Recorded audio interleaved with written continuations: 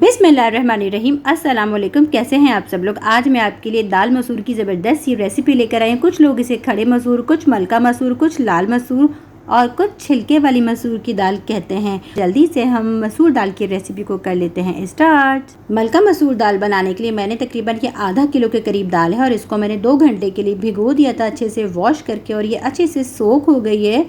और अब लूँगी मैं एक पैन में डाला है मैंने आधा कप घी या तेल, अच्छे से गर्म हो गया है।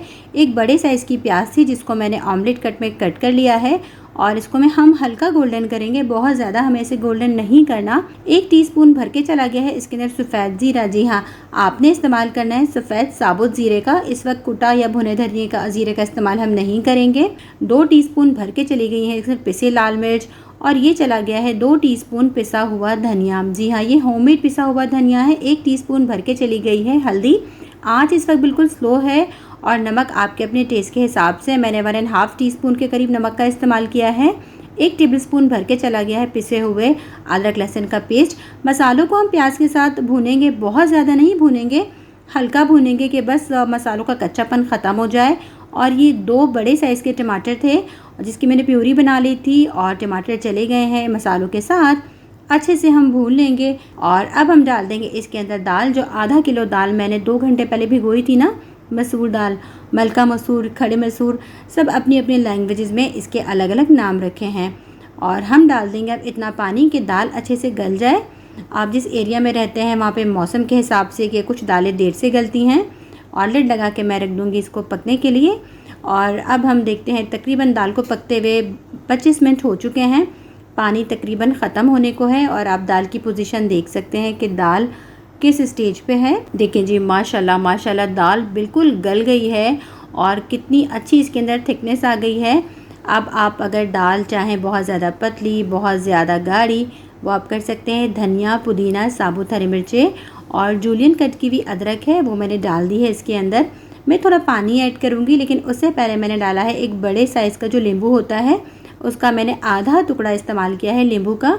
और हम ऐड करेंगे अब इसके अंदर पानी, जितना मुझे ग्रेवी चाहिए दाल के अंदर। बहुत ज़्यादा पतली दाल नहीं खाई जाती है। और मिर्चें आप कोशिश कीजिएगा साबुत मोटी वाली, जिसको फैट चिलीज़ कहा जाता है, वो इस्तेमाल करें।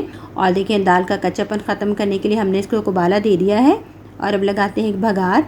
और भगार के लिए मैंने ले लिया है एक पैन में हम डाल देंगे घी या ऑयल। ये मेल्टेड घी है जो मैंने डाल दिया है आधे कप के करीब।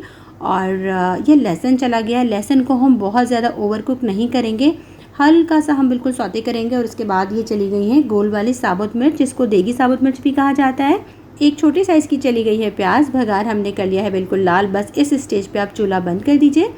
भगार को बहुत ज़्यादा जलाना नहीं है हमने लहसुन प्याज को, वरना होगा क्या, दाल का जो खुशबू है वो ख़राब हो जाएगी। और आप देख सकते हैं दाल माशाल्लाह से कितनी खूबसूरत लग रही है। ये चला गया है ज़बरदस्त सा तड़का। जी हाँ, मलका मसूर, खड़े मसूर, लाल मसूर हो गई है बिल्कुल रेडी। आप इसको चावलों से खाइए, रोटी से खाइए, जिस भी तरह आपको पसंद है आप इस दाल को खाइए। और आप देख सकते हैं कितनी अच्छी है और कितनी घुटी घुटी है। और दालों को हमेशा भिगो के इस्तेमाल करें, क्योंकि दालों को भिगो के इस्तेमाल करने से दाल जो है वो बहुत अच्छी बनती है। तो कैसी लगी आज की आपको ये रेसिपी। अगर रेसिपी अच्छी लगी है तो प्लीज़ चैनल को लाइक, सब्सक्राइब और शेयर कर दीजिए। अपना बहुत सारा ख्याल रखिएगा, दुआओं में याद रखिएगा। फ़ी अमान अल्लाह। अल्लाह हाफ़िज़।